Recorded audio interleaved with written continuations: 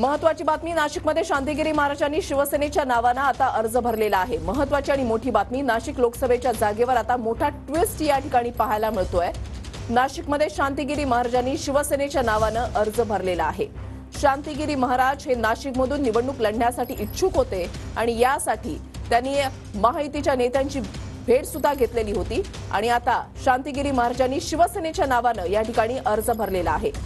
नाशिकमधून महायुतीचा उमेदवार कोण या संदर्भात सध्या चर्चा सुरू आहे। हेमंत गोडसे यांनी तयारी सुरू केलेली आहे। अजय बोरसे इच्छुक या ठिकाणी आहेत, भाजपचे उमेदवार सुद्धा या ठिकाणाहून इच्छुक आहेत। मात्र आता शांतिगिरी महाराजांनी जो अर्ज दाखल केलाय तो शिवसेनेच्या नावाने अर्ज भरलेला आहे।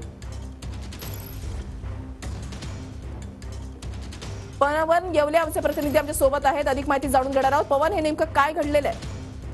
नक्कीच आपण जर बघितलं गेल्या काही दिवसांपासून नाशिक लोकसभेच्या महायुतीतील जागेचा तिढा जो आहे तो आपल्याला कायमच असल्याचं पाहायला मिळत होतं। मात्र महायुतीकडून अद्याप नाशिक लोकसभेमध्ये कुठलाही उमेदवार जो आहे तो घोषित केलेला नाहीये, कुठलाही उमेदवार जाहीर केलेला नाहीये। स्वामी शांतिगिरी महाराज हे गेल्या कित्येक दिवसांपासून अपक्ष तयारी करत होते आणि महायुतीकडून देखील ते इच्छुक होते।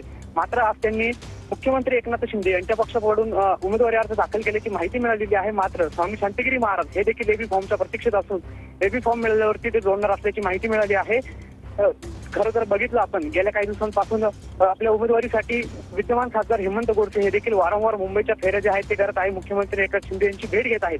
मात्र त्यानंतर स्वामी शांतिगिरी महाराज यांनी महायुतीतील नेत्यांच्या भेटीगाठी सुरू केल्या होत्या।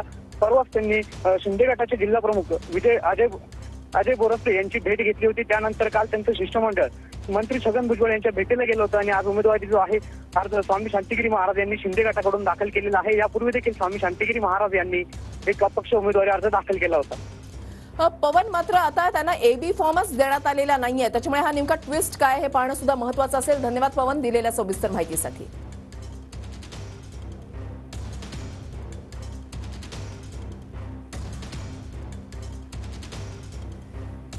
नाशिक लोकसभेच्या जागेवर हा एक मोठा ट्विस्ट जो आहे तो पाहायला मिळतोय। शांतिगिरी महाराजांना अद्याप शिवसेनेकडून एबी फॉर्म देण्यात आलेला नाही, मात्र शिवसेनेच्या नावाने त्यांनी अर्ज